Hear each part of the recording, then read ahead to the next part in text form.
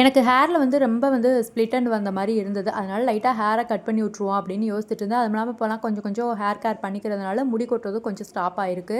ஹேரை கட் பண்ணிட்டும் பார்த்தேன், எனக்கு கட் பண்ண மாதிரி ஃபீலிங்கே இல்லை. சரி பாப்பா ஒரு 2 நாள் கழிச்சு பார்த்தா தான் கொஞ்சம் நல்லாயிருக்கும். அப்புறம் தலையெல்லாம் நல்லா குளிச்சுட்டு வந்துட்டு தலையெல்லாமே நல்லா காய வச்சுட்டு அதுக்கப்புறமா கிச்சனுக்குள்ளே வந்தாச்சு. கிச்சனில் வந்து பாத்திரத்தெல்லாம் எடுத்து கழுவுறதுக்கு போட்டுட்டு அதுக்கப்புறமா டின்னர் ஒர்க் வந்து ஸ்டார்ட் பண்ணலாம் அப்படின்னு சொல்லிட்டுன்னு டின்னருக்கு வந்து இன்றைக்கி ரவை உப்புமா தான் பிளான் போட்டு வச்சுருந்தேன். இப்படி செஞ்சால் எனக்கு ரவை உப்புமா ரொம்ப பிடிக்கும். அதனால தான் உங்களுக்கும் ஷேர் பண்ணியிருக்கேன். ஃபஸ்ட்டு வந்துட்டு ரவை எடுத்து நல்லா வறுத்து வச்சுக்கலாம். அதுக்கப்புறம் அகைன் வந்துட்டு நல்லெண்ணெய் வந்து சேர்த்துக்கோங்க.